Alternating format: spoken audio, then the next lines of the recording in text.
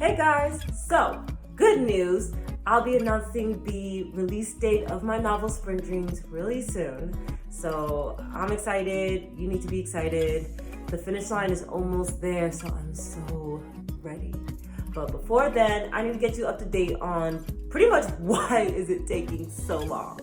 So the last time I did a How I Wrote Sprint Dreams was back in November. So much has happened since then, especially since the last thing I covered was developmental editing. Since then, I've had to do personal editing, I've had to do rounds of beta readers, and I did a video on that, so you can look that up down below. I have done a round of copy editing, I've reached out to agents, and yeah, now I'm on another round of personal editing. So, because this novel is coming out really soon, and I've been actually reaching out to agents throughout this entire process, I'm gonna go straight to how I reach out to agents and what is that process like. So, here we go. First, I wanna explain why do an agent anyway, or go through an agent. There's typically two ways to publish a book. Traditional publishing and self-publishing.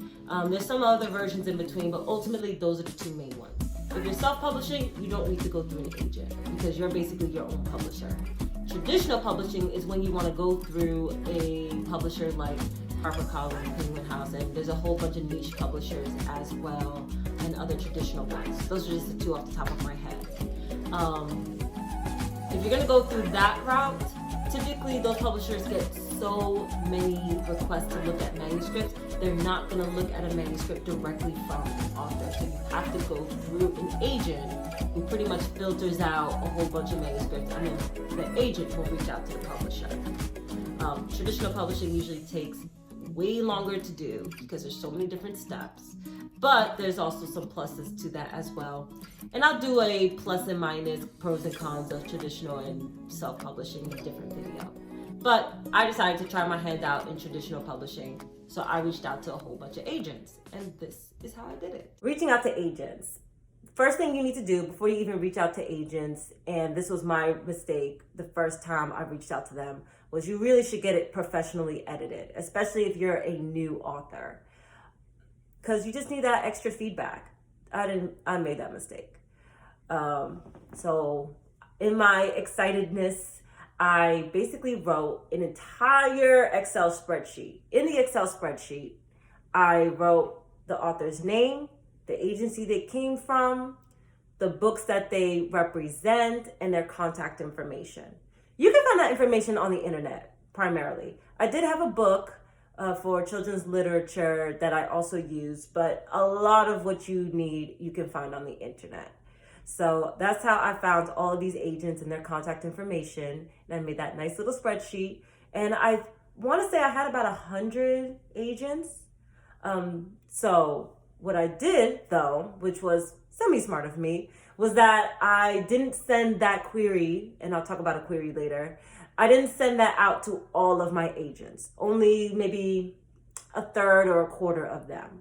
Now, going to what a query is. A query is pretty much a cover letter for your novel. Very briefly explains what your novel's about, who the audience is, your word count, the genre, and there's a very, very brief bio about you as the author. The query should not be more than a page, very similar to like a cover letter. So I sent, and you usually don't send the manuscript to these agents. They just don't have the time to get all of these manuscripts. So you send the query out to these agents, and then some agencies will ask for some sort of sample. So maybe the first 10 pages, first 20 pages, first 5,000 words, whatever it may be. And it's always, is it always? Yeah, it's pretty much always in the body of an email, or they may have a separate form that you fill out. So for the first, I don't know, maybe 20 agents, I did that.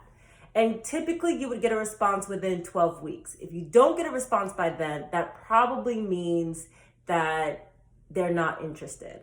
So after about 8-ish weeks, give or take, didn't hear a response. Then did another round of editing, did developmental editing. And I have the link for my developmental editing down below. Sent it out again. No response. So did another round of personal editing and did a round of beta readers, which again, that link is down below. Sent it out again, no response, or a bunch of rejections, which it is what it is. On average, authors will get rejected a couple hundred times. Well, 100 times I think is the average, give or take. What else is there? It's so much. I'm sorry, guys. It's so much. So I told you, make the Excel spreadsheet, get the query. That's pretty much it in terms of reaching out to agents. That is the process. It's a very straightforward process, but it's also very difficult because you're just dealing with a sea of so many queries. So my suggestions, when you do feel that you are ready to send out queries to agents, one, get it professionally edited. Just get it edited. Straightforward. Two, make sure your query is tight knit. Okay. Make sure that it's all the information that I mentioned before, and make sure it's very interesting. Make sure you have an attention grabber, some sort of maybe a quote from the manuscript, or just this really eye-catching, attention-catching phrase, something to really get their attention, the agent. Three, do your research, okay? Do not just send your query out to anybody. Make sure that agents that you're interested in contacting, make sure that they are a good fit for you. Otherwise, you're gonna be wasting their time, you're gonna be wasting your time, and that's just not a good look. So ways to do your research: Twitter. A lot of agents have something called My Wish List. So look up their name and My Wish List, and maybe they'll have a wish list, which is basically all the different books that they're interested in or books that they enjoy reading. And if your book fits that genre, by all means, reach out to them. Do your research.